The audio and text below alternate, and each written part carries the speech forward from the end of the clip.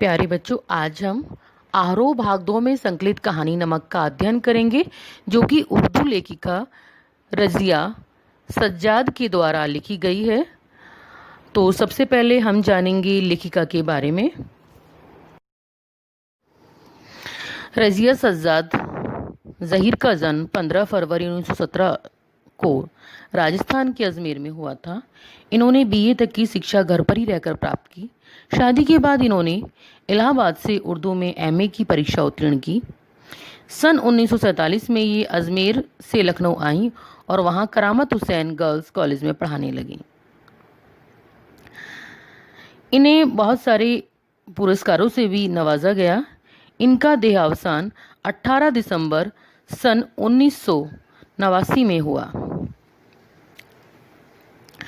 रज़िया जी मूलतः उर्दू की कहानियों की लेखिका हैं। इनकी उर्दू कहानियों के संग्रह का नाम जर्द गुलाब है। आधुनिक उर्दू कथा साहित्य में इनका महत्वपूर्ण स्थान है। इन्होंने कहानी, उपन्यास व बाल साहित्य भी लिखा है। इन्होंने मौलिक लेखन तो किया ही है, साथ ही अन्य भाषाओं में साहित्य का उर्दू में अनुवाद भी किया है। इनकी कहानियों में सामाजिक सद्भाव, धार्मिक सहिष्णुता और आधुनिक संदर्भ में बदलते हुए पारिवारिक मूल्यों को उभारने का सफल प्रयास हुआ है। सामाजिक यथार्थ व मानवीय गुणों का सहज सामंजस्य इनकी कहानियों की विशेषता है। बच्चों, उर्दू लेखिका रज़िया जी की भाषा सहज, सरल और मुहावरेदार है। इनकी कुछ कहानियां हिंदी में भी रूपांतरित हो चुकी हैं। उन्हीं में से एक है नमक, जिसका कि आज आप अध्ययन करेंगे। बच्चों, नमक कहानी भारत पाक विभाजन के बाद सरहद के दोनों तरफ से विस्थापित पुनर्वासित जनों के दिलों को टटोलती एक मार्मिक कहानी है। दिलों को टटोलने की इस कोशिश में अपने पराए देश परदेश की प्रचलित धारणाओं पर सवाल खड़े किए गए हैं। विस्थापित होकर आई सिख बीवी आज भी लाहौर को ही अपना वतन मानती हैं और सौगात के तौर पर वहां का नमक लाए जाने की फरमाइश करती हैं। तो आइए जानते हैं इस कहानी के बारे में। नमक कहानी देश के विभाजन की त्रासदी को बयां करती है। जब देश के नक्शे तो बदल जाते हैं, लेकिन दिल नहीं बदलते। यह कहानी बताती है कि देशों को बांटा जा सकता है, दिलों को नहीं। इस कहानी में मुख्य 4 पात्र हैं। पहली सफिया, जो कि लखनऊ की हैं और उनका मायका पाकिस्तान में है, जहां उनके भाई रहते हैं। उनमें से एक पुलिस में है। दूसरी पात्र सिख बीबी हैं। वे रहती तो लखनऊ में हैं, लेकिन है लाहौर की, जिसे वे कभी भूल नहीं पाती। तीसरा पात्र है लाहौर का कस्टम अधिकारी, जिसका वतन दिल्ली है, जो उनके दिल में बसती है। चौथा पात्र अमृतसर के भारतीय कस्टम अधिकारी सुनील दास गुप्ता का है, जिनका वतन ढाका है। तो कहानी कुछ इस प्रकार है। सफिया किसी परिचित के घर कीर्तन में गई। वहीं उसकी भेंट सिख बीबी से हुई। सिख बीबी उसकी मां से कितनी मिलती जुलती थी। उनकी छोटी छोटी चमकदार आंखों में प्रेम, दया और ईमानदारी थी। जब सिख बीबी को पता चला कि सफिया कल लाहौर जा रही है अपने भाइयों से मिलने, तो वे उसके पास आ गई।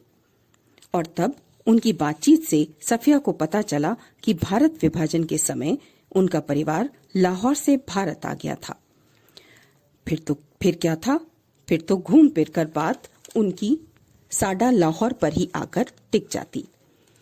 चलते चलते बहुत संकोच से उन्होंने सफिया से लाहौर से लाहौरी नमक लाने की फरमाइश कर दी।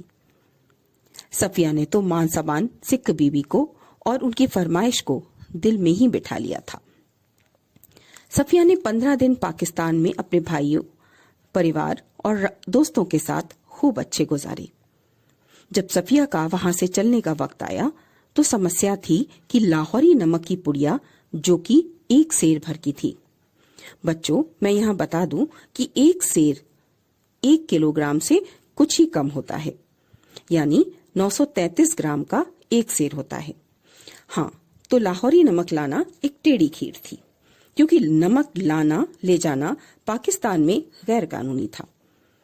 ऐसे में सफिया ने अपने पुलिस अफसर भाई से सलाह ली, लेकिन सख्त दिल भाई ने तो बहन की भावना समझी ही नहीं, ना उस वादे को समझा जो सफिया ने सिख बीबी से किया था।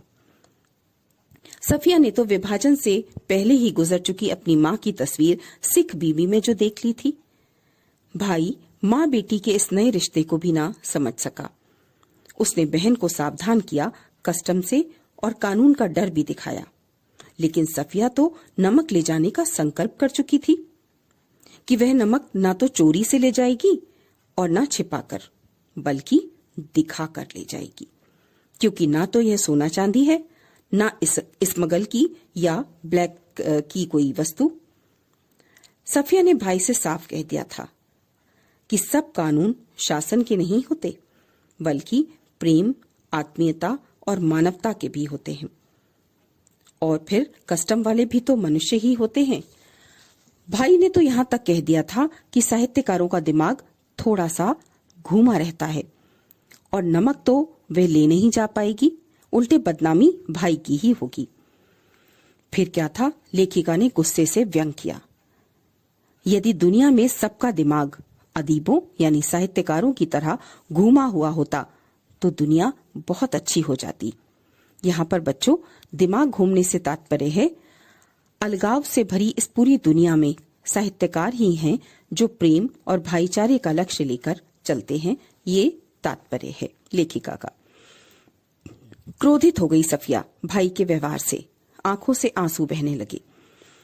जब वह सामान की पैकिंग कर रही थी तब उसके सामने समस्या थी कि उपहार में मिली कीनू की टोकरी और नमक की पुड़िया कहाँ रखे। अब तक भावना का स्थान बुद्धि ले रही थी। उसका गुस्सा उतर चुका था, लेकिन तमाम सवाल मन में उठ रहे थे।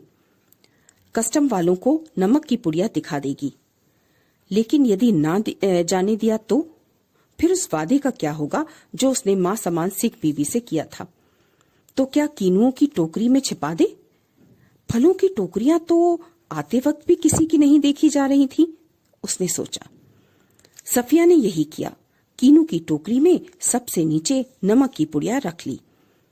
लेकिन ये क्या, उसे तो बचपन में सुनी अम्मा की कहानियां याद आने लगी, जिनमें राजकुमार अपनी जांग चीरकर हीरा छिपा लेता था और सब अच्छे बुरे लोगों, देवों और राक्षसों के सामने से सीमाएं पार कर लेता था। लेकिन ऐसी कोई तरकीब सफिया के पास न थी। और फिर सफिया वहां से रवाना हुई। ट्रेन में बैठने से पहले जब सामान जांच के लिए निकाला जाने लगा, तब यकायक सफिया ने फैसला किया कि वह मोहब्बत का तोहफा चोरी से नहीं ले जाएगी, कस्टम वालों को दिखा देगी। फिर क्या था, उसने पुड़िया निकाली और हैंडबैग में रखकर कस्टम अधिकारी की ओर बढ़ा दी। अब चरित्र आता है लाहौर के कस्टम अधिकारी का। सफिया के साथ हुए उनके संवादों से पता चलता है कि वे दिल्ली के थे और विभाजन के समय लाहौर चले गए थे। उन्होंने सफिया की पूरी बात सुनी और फिर नमक की पुड़िया को लपेटकर स्वयं ही सफिया के बैग में रखकर ले जाने की इजाजत दे दी और कहा कि मोहब्बत कस्टम से ऐसे गुजर जाती है कि कानून हैरान रह जाता है। अर्थात कस्टम के सख्त नियम और जांच से भी आपसी प्रेम प्रभावित नहीं होता, वह तो कस्टम की सीमाओं को पार करके दूसरी ओर इस प्रकार निकल जाता है कि कानून भी उन्हें रोक नहीं पाता। चलते चलते वे सफिया को जामा मस्जिद की सीढ़ियों को सलाम करने को कहते हैं और यहीं लेखिका कस्टम अधिकारी के माध्यम से संदेश देती है कि विभाजन के समय लाहौर से दिल्ली आए लोगों के अंदर यदि लाहौर जिंदा है और दिल्ली से लाहौर गए लोगों के अंदर यदि दिल्ली जिंदा है, तो धीरे धीरे दोनों देशों की दूरियां समाप्त हो जाएंगी। कब लाहौर की सीमा समाप्त हुई और कब अमृतसर आ गया, सफिया को पता ही न चला, क्योंकि एक जमीन, एक जबान, एक सी सूरतें, एक सा पहनावा था। यहाँ तक कि गालियां भी तो एक ही थीं। अटारी पर पाकिस्तान पुलिस उतरी, भारतीय पुलिस चढ़ी। भरी बंदूकें दोनों के हाथों में थीं। अर्थात एक दूसरे से असुरक्षा की भावना, बस यही एक मुश्किल थी। अर्थात सारी समानताएं होते हुए भी दोनों ओर असुरक्षा की भावना थी। अभी सफिया और उसके बैग में रखी नमक की पुड़िया को एक बाधा और पार करनी थी, अमृतसर के कस्टम की बाधा। लेकिन सफिया तो थी आत्मविश्वास से भरी हुई। उसने कस्टम अधिकारी के समक्ष नमक की पुड़िया की पूरी कहानी कह सुनाई। कस्टम अधिकारी वे सब कुछ सुनकर भी चुप रह गए। यही कहानी के चौथे पात्र हैं सुनील दास गुप्ता। वे सफिया को अपने ऑफिस में ले गए, बिठाया और अपनी ही कहानी सुनाने लगे, जो न सिर्फ सफिया की भी कहानी थी, सिख बीबी की भी थी और लाहौर के कस्टम अधिकारी की भी। वो यह कि उनका वतन ढाका है और विभाजन के समय उनका वतन छीन लिया गया। नजरुल और टैगोर को बांट दिया गया, यहां तक कि उन्हें पढ़ने वालों को भी। अमृतसर के इस कस्टम अधिकारी ने भी पुड़िया सफिया के बैग में रखकर उसे ले जाने की अनुमति दे दी और अमृतसर के पुल की निचली सीढ़ी के पास सिर झुकाए खड़े रहे। और सीढ़ियां चढ़ते हुए सफिया सोचती रही कि अबूझ पहेली है यह कि किसका वतन कहाँ है। कस्टम की सीमाएं दिलों में बसने वाली अपनी मातृभूमि के प्रति प्यार को नहीं बांट सकती। मानचित्र पर खींची रेखाएं दिलों पर नहीं खींची जा सकती। नमक जैसी छोटी सी चीज का सफर पहचान के इस हार्दिक पहलू को परत दर परत उघाड़ देता है।